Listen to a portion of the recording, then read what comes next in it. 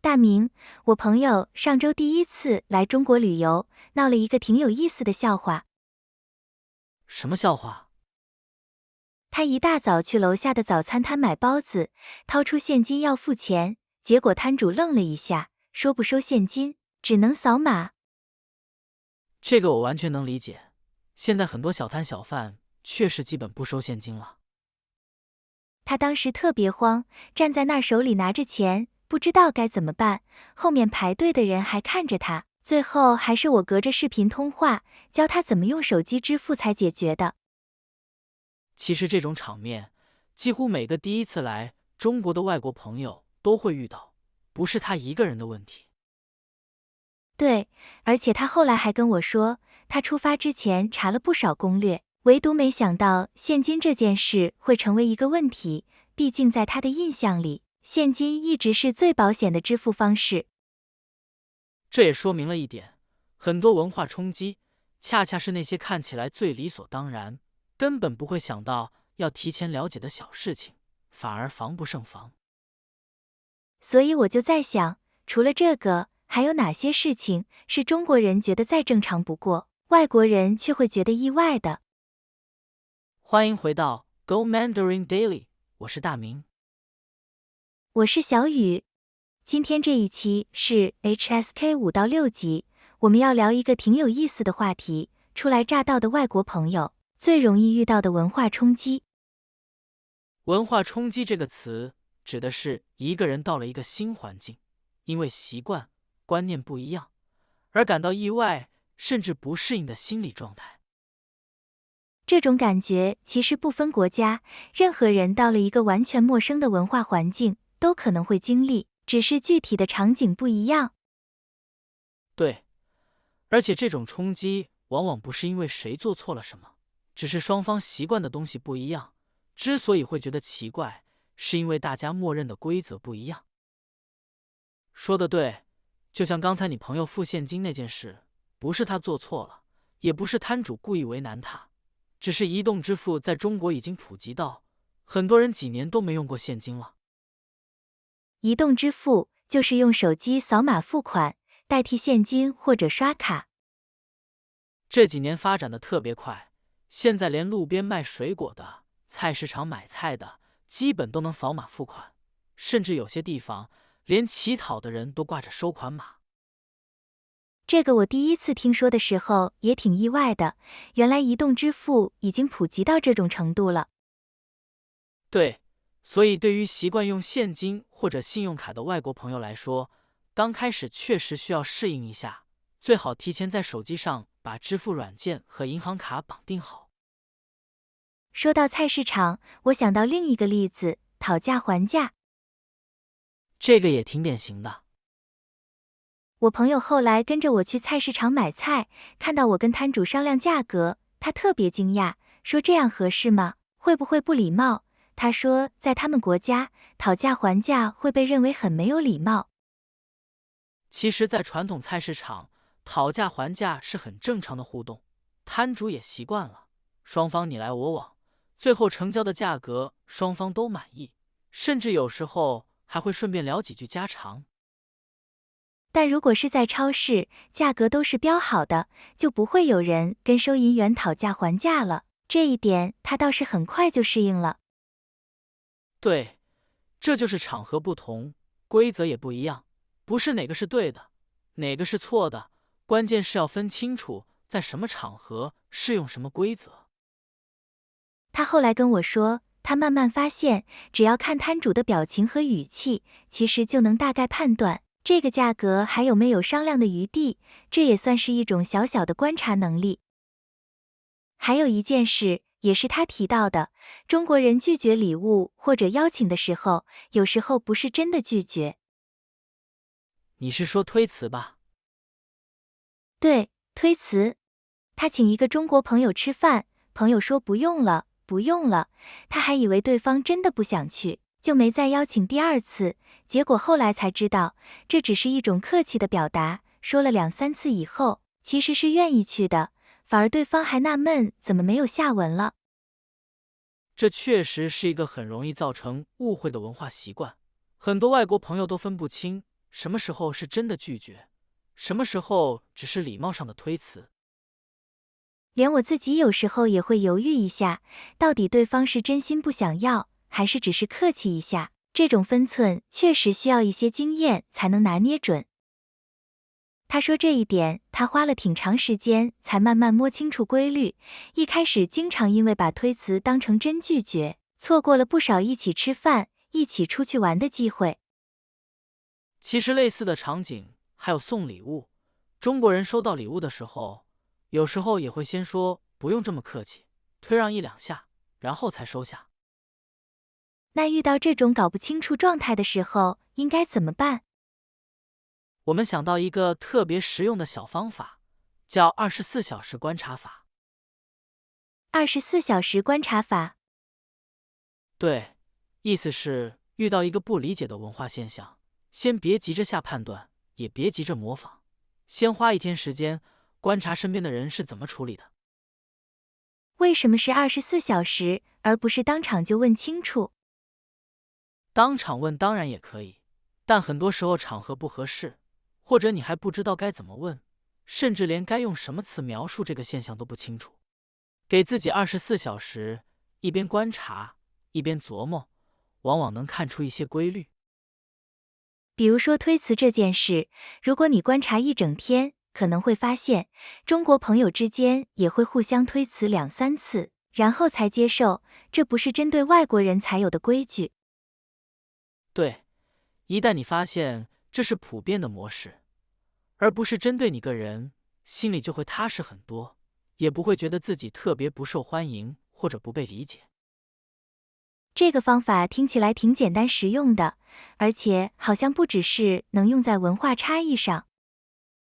对，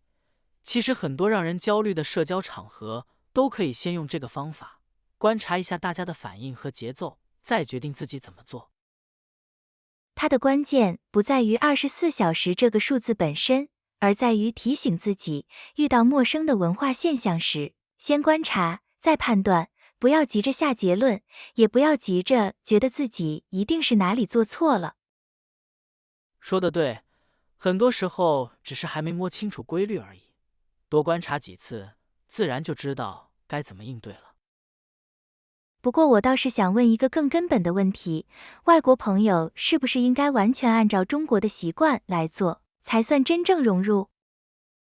我觉得不一定要100%照搬，入乡随俗是一种态度，但也不代表要完全放弃自己原来的习惯。关键是先理解，再自己判断要不要接受。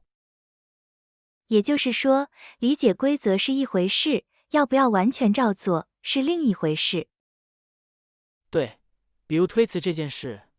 你理解了这是一种礼貌表达之后，可以选择接受这种习惯，也可以坦诚地告诉朋友，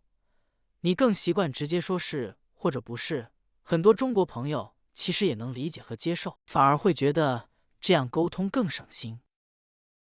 这样一来，压力就小多了，不用逼自己一夜之间变成另一个人，只需要先看懂规则，再决定怎么应对。说到底，文化冲击本身不可怕，可怕的是完全不知道背后的原因，就凭自己的习惯去理解，容易产生不必要的误会，甚至委屈。我朋友还提到一件小事，他在地铁站看到大家排队上车的方式跟他们国家不太一样，一开始也有点手足无措。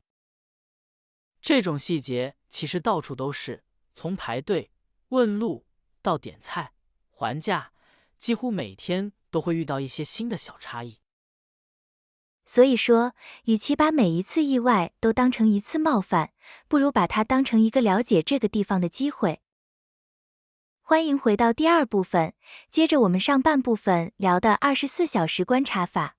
这个方法虽然简单，但真的能帮很多人少一点焦虑，多一点耐心。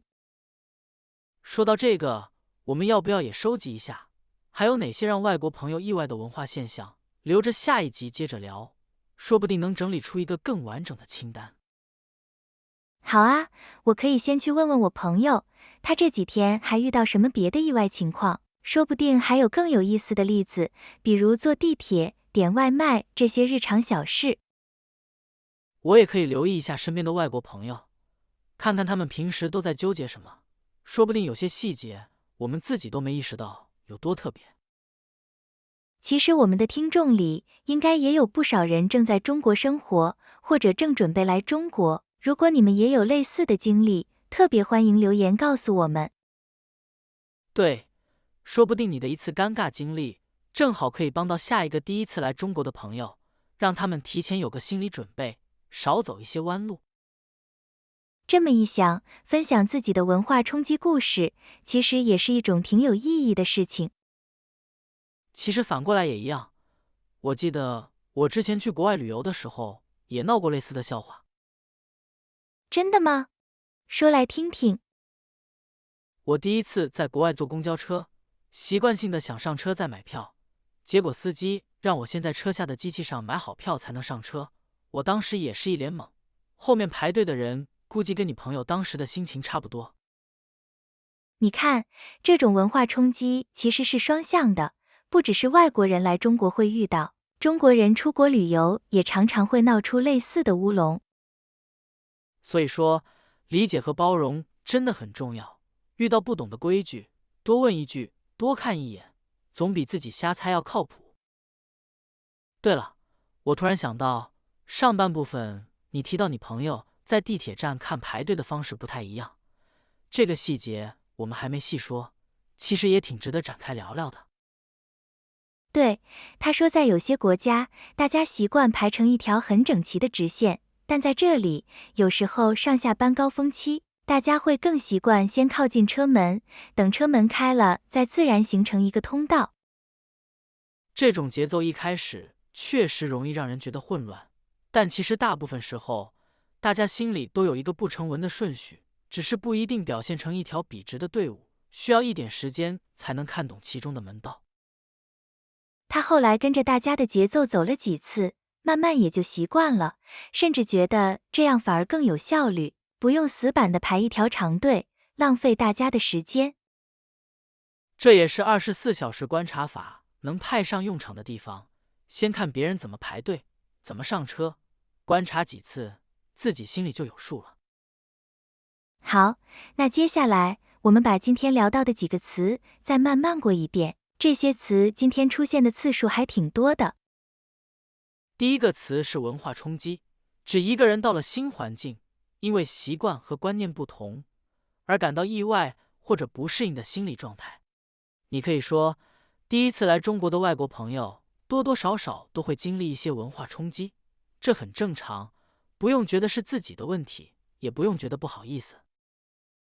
第二个词是移动支付，只用手机扫码付款，代替现金或者刷卡。你可以说，中国的移动支付已经普及到，很多人几年都没摸过现金了，出门只带一部手机就够了，这在10年前几乎是无法想象的。第三个词是讨价还价，指买卖双方就价格进行协商。你可以说，在传统菜市场讨价还价很常见，但在超市就不需要了，分清楚场合很重要，不然反而会显得不太得体。第四个词是推辞，只出于礼貌，先婉转的拒绝1-2次，然后再接受。你可以说，中国朋友请客的时候，被邀请的人常常会先推辞一下，再答应，这是一种礼貌上的来回，并不代表真的不想去。第五个词是客套话，只出于礼貌而说的，不完全按字面意思理解的话。你可以说，很多客套话背后其实藏着真正的关心，只是表达方式比较委婉，需要一点经验才能听出来。第六个词是入乡随俗，只到了一个新地方，就应该顺应当地的风俗习惯。你可以说，入乡随俗不代表要放弃自己，而是先学会理解和尊重，再决定怎么做，两者并不矛盾。第七个词是尴尬，指处境让人感到不自在、不知所措。你可以说，第一次遇到文化差异的时候，很多人都会觉得有点尴尬，这种感觉过一阵子就会好很多，慢慢就习惯了。第8个词是误会，只因为理解不一致而产生的错误看法。你可以说，很多文化冲击背后其实是一场可以避免的误会，只是双方都没意识到规则不一样，说开了就没事了。第9个词是融入，指逐渐适应并成为一个群体或环境的一部分。你可以说，理解这些文化细节能帮助外国朋友更快融入当地生活，也会少一些孤单的感觉，多一些归属感。最后一个词是习俗，指一个地方长期形成的风俗和习惯。你可以说，讨价还价、推辞都是中国社会里很有代表性的习俗，了解他们背后的逻辑，会让生活轻松不少，也少一些不必要的困惑。文化冲击、移动支付、讨价还价、推辞、客套话、入乡随俗、尴尬、误会、融入、习俗，这10个词希望能帮你更好地聊聊这个话题。其实把这10个词连起来看，正好也是一个人从感到文化冲击到理解、接受，最终融入一个新环境的完整过程。说得挺好，那今天的分享就先到这里。今天从我朋友的现金笑话聊到讨价还价，再到推辞的礼貌，其实核心就是一句话：很多误会不是因为谁不礼貌，而是因为规则不一样。是啊，理解了这一点，遇到文化差异的时候，心态会平和很多，也更容易带着好奇心去观察，而不是带着防备心去评判。其实不只是外国朋友来中国会遇到这种情况，我们自己去一个陌生的城市，甚至换一份新工作，也常常会经历类似的适应过程，比如不熟悉新同事之间的相处方式，或者不了解一个新城市的生活节奏。对，24小时观察法其实也适用于这些场景。遇到不熟悉的规矩，先别急着下判断，多观察，多琢磨，慢慢就能找到自己的节奏，不用一开始就要求自己做到完美。别忘了，我们准备了免费的学习笔记，里面有完整文稿、拼音、重点词汇和练习，链接就在下方描述里。在评论区告诉我们，你有没有遇到过让自己意外的文化差异？不管是在中国还是在其他国家，都欢迎说出来，越具体越好。也欢迎正在学中文的外国朋友分享一下，你自己经历过哪些类似的文化冲击，说不定我们下一集就会用上你的故事，甚至专门做一期听众故事合集。我们下一集见，到时候聊聊更多让人意外的文化小细节。谢谢大家收听 Go Mandarin Daily， 我们下次再见。